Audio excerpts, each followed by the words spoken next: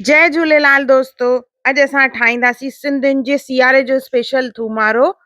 ये हिकु क़िस्म जी कढ़ी आहे और के हिनखे सूप करे बि यूज़ कंदा आहिनि। त अॼु मां तव्हांखे ॿुधाईंदसि सियारे जो स्पेशल थूमारो कीअं ठाहिजे। ॾाढो टेस्टी ठहंदो। जय झूलेलाल दोस्तों, मां मुस्कान आहूजा और तव्हांजो स्वागत आहे मुंहिंजे चैनल हुनर मुस्कान का सिंधी ते। इहो उहो चैनल आहे जंहिं ते सिंधियत सां रिलेटेड सभु वीडियोस मां अपलोड कंदी आहियां। चाहे उहो सिंधी खाधो हुजे, सिंधी ट्रेडिशन हुजे, सिंधी कल्चर हुजे, हिकु हिकु वीडियो मुंहिंजे चैनल ते अवेलेबल आहे। त तव्हां ज़रूरु ॾिसजो और पंहिंजे माइटनि ऐं दोस्तनि ताईं इहो वीडियो ज़रूरु पहुचाइजो त हुनर मुस्कान का चैनल ते इहे वीडियोस अवेलेबल आहिनि। अचो त वीडियो शुरू था कयूं पिया। हिकु सिपरी खणंदासीं, उन में विझंदासीं 5 खां 6 चमचा तेल। तेल जीअं गरम थी वेंदो उन में विझंदासीं 8-10 पत्ता कड़ी पत्ते जा और गॾु विझंदासीं 1 चमचो जीरो। जीअं जीरो ऐं कड़ी पत्तो तड़कण लॻंदो त पोइ उन में असां विझंदासीं अटो। हिते मां कणिक जे अटे जो इस्तेमालु कयो आहे, कुझु माण्हू हिते जूअर जो बि इस्तेमालु कंदा आहिनि। सो कड़ी पत्तो ऐं जीरो तड़कण लॻंदो पोइ उन में असां विझंदासीं 1 कोप अटो कणिक जो और हिनखे भुञणो आहे। जीअं कढ़ीअ लाइ असां बेसण भुञंदा आहियूं तीअं असां हिते साॻे ई रीति अटे खे भुञंदासीं और ब्राउन कंदासीं।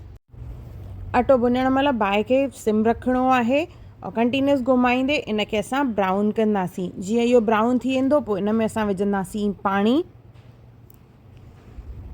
ॾिसो हिन तरह कलर थी वेंदो, उन खां पोइ इन में असांखे विझणो आहे पाणी। लॻभॻि 1.5 लीटर जे क़रीब इन में पाणी विझंदासीं, पर कंटिन्यूस पूरो हिकु महिल न विझणो आहे, थोरो थोरो करे पाणी विझंदासीं असां हिन में, जीअं हिन में ॻोड़ा न थियनि।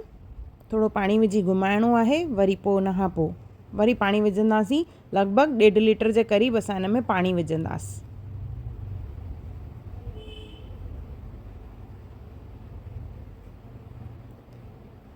त हाणे बचियल पाणी मां हिन में विझी रही आहियां और इनखे असां कंटिन्यूस घुमाईंदे बॉइल कंदासीं।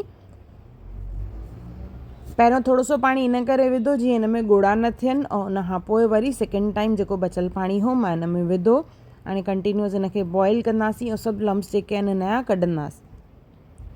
उन में विझंदासीं असां 1 कोप साई थूम, लॻभॻि जेके 4 खां 5 स्ट्रिप्स आहिनि, अधु पाउ जे क़रीब।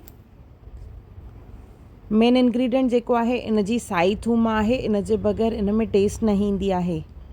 त साई थूम ज़रूरु और सुठे अंदाज़ में विझिजो। उन खां पोइ इन में विझंदासीं असां 2 टमाटा कद्दूकश करे या ग्राइंड करे।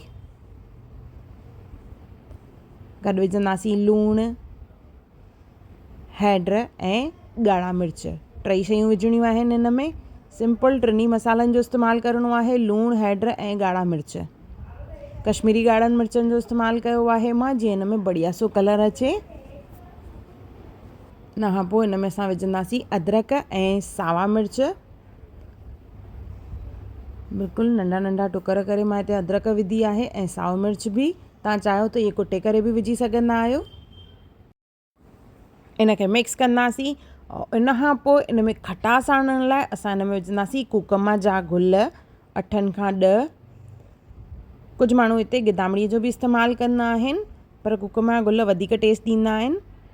त धोई करे कूकमा जा गुल विझंदासीं और हाणे इनखे टकाईंदासीं, चङी तरह इनखे टकाइणो आहे।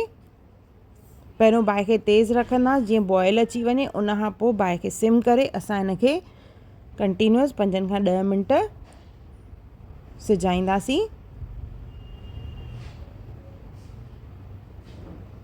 जीअं जीअं बॉयल थींदो इन जो कलर बि ॾाढो बढ़िया थींदो, कंसिस्टेंसी थोरी सी थिक थींदी इन खां।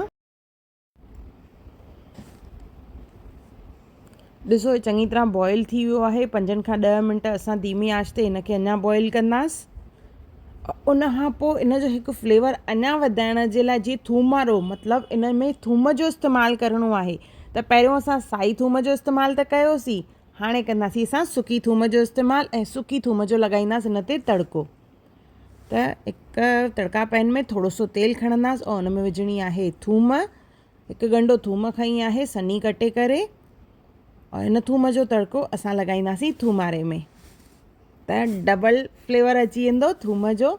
ॾिसो असांजो थूमारो बॉयल थियो आहे और तेल जेको आहे मथाछरे ते अची वियो आहे, मतिलबु इहो बराबरि सां असांजो कुक थियो आहे। उन खां पोइ इन में तड़को लॻाइणो आहे।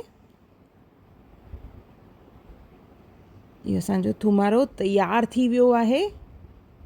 थोरो सो टकाए करे पोइ मथां विझंदासीं साओ मसालो ऐं गर्मा गर्म हिनखे सर्व कंदासीं एज़ अ सूप चांवरनि सां। जीअं तव्हांखे पसंदि अचे तीअं।